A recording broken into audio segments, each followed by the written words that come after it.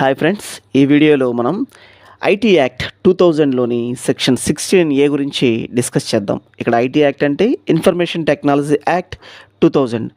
ఏదైనా device, whether it is a mobile phone are PC are ల్యాప్టాప్లో ఉన్నటువంటి ఇన్ఫర్మేషన్ని ఫ్రీగా సర్క్యులేట్ చేయకుండా, అంటే సోషల్ మీడియాలో లేదా ఫేస్బుక్, వాట్సాప్, ఇన్స్టాగ్రామ్లో సర్క్యులేట్ చేయకుండా సెంట్రల్ గవర్నమెంట్ సిబిఐ లాంటి ఏజెన్సీస్ ద్వారా అడ్డుకోవడానికి ఈ సెక్షన్ ఉపయోగపడుతుంది.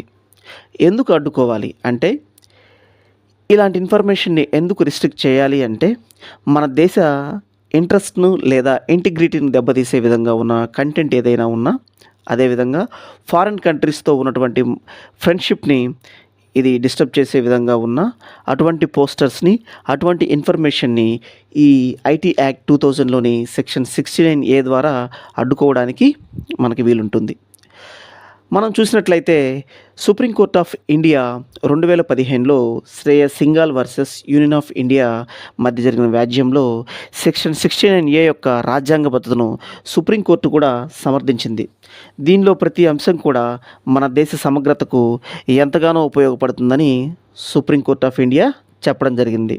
ఇదంతా మనం ఎందుకు చెప్పుకుంటున్నామంటే, రీసెంట్గా జరిగినటువంటి నీట్ యూజీ 2026 ఎగ్జామ్ రీషెడ్యూల్ చేసిన సందర్భంలో సెంట్రల్ గవర్నమెంట్ ఆఫ్ ఇండియా ఒక విషయాన్ని ఢిల్లీ హైకోర్టు ముందుకు తీసుకువచ్చింది. మనందరం యూజ్ చేసే మెసేజింగ్ ప్లాట్ఫామ్గా ఉపయోగిస్తున్నటువంటి టెలిగ్రామ్ను టెంపరరీగా బ్యాన్ చేయాలని సెంట్రల్ గవర్నమెంట్ డెసిషన్ తీసుకుంది. ఈ డెసిషన్ని గౌరవ ఢిల్లీ హైకోర్టు కూడా సమర్థించింది. దాంతోపాటుగా ఐటీ యాక్ట్ 2000లోని సెక్షన్ 69A యొక్క శాంక్టిటీని కూడా ఇది సమర్థిస్తూ వచ్చింది.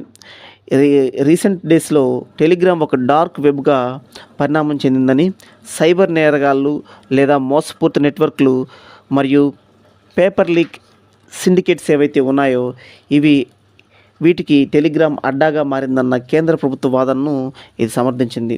So friends, social media platform వాడే మనం ఎంతైనా జాగ్రత్త వహించాల్సిన అవసరం ఉంది. Thank you.